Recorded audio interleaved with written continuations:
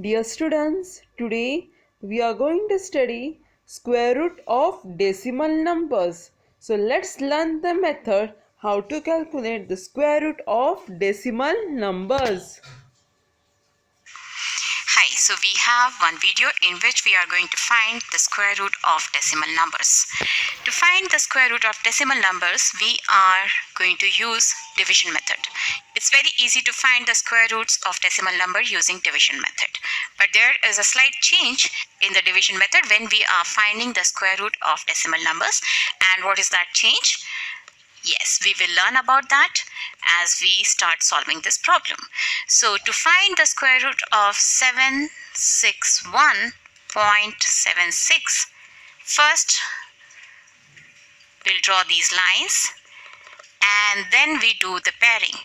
And while we do the pairing, we start from this decimal point. We'll start from decimal point and go in both the direction. So when we go in the left direction, 6 and 1 will make one pair and 7 will be alone in the pair, and if we go towards the right, this 7 and 6 will make one pair. And suppose if you have a case where you have to find the square root of 7.263, here also you'll start from this decimal point.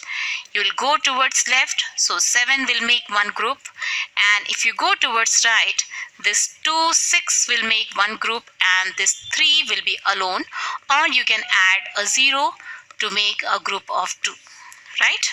Because adding the 0 doesn't actually change the value of the number, but it will help you in finding the square root, right? So adding the 0 is allowed towards the right hand side of the digits after the decimal point, right? But you cannot add zeros over here. You can't make it 70, right? Let's focus on how to find the square root of this number. So this is the only difference, right? We have to start making the pairs starting from the decimal point. For the whole number portion, we have to go towards left, and to the make pairs in the decimal part, we have to go towards the right. Okay, so again we will follow the same procedure. We have to find the biggest number whose square is smaller than 7. So 2 is the biggest number. I'll go here and I'll write 2 at the place of divisor also. 2 2s are 4. If I subtract, I'll get 3 as remainder, and then I have to note down this 6 1 to make the next dividend, and I have to add this new digit in the quotient, which is 2, to this divisor, right? And 2 plus 2 is 4, and then I have to leave this place for the next digit in the divisor, right? So what will be that next digit? Yes, that can be 3, 4, 5, anything. So let's assume if it is 5. So if it is 5, I'll get 45 as the divisor. When 45 gets multiplied by 5, 5 5s are 25, 4 5s are 20, plus 2, 22. This is, I think, very small compared to 361. So let's assume this digit to be 6. Then this divisor will become 46.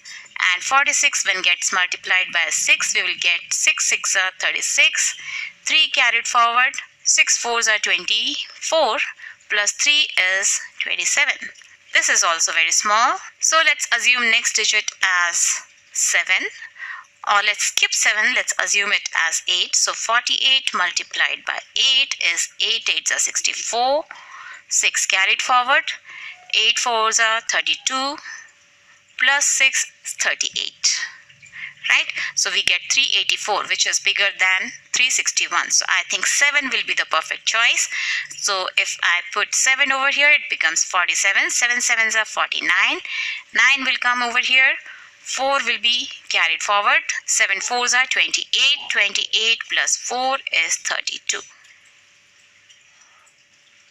We get 329, and when we subtract, 11 minus 9 is 2, 5 minus 2 is 3, we get 32, right? And now I have to note down this 76. 76 I'll note down, and this 76 is coming after the decimal point, so I have to add a decimal point over here, right? And here in the case of divisor, I have to add 7. 7 plus 7 is 14. 1 carried forward. 1 plus 4 is 5. And I'm leaving this place for the next digit in the divisor. So here we have got 6. So I think it should be 6. So if I put 6 in the units place, the number will become 546. And when 546 gets multiplied by 6, 6 6 are 36. 3 carried forward. 6 4s are 24. Plus 3 is 27. 2 carried forward. 6 5s are 30 plus 2 is 32. So 6 is the number, right? Because this is exactly same what we have over here. So if we put 6 at units place, we will get 3276. 546 multiplied by 6 is 3276. And if I subtract it, I'll get 0 as remainder. That means the square root of 761.76 is 27.6. Right? So this is the result. So students, I hope you all have understood how to calculate square root of decimal numbers. So there is a small assignment based on it. Please try to solve it. Thank you.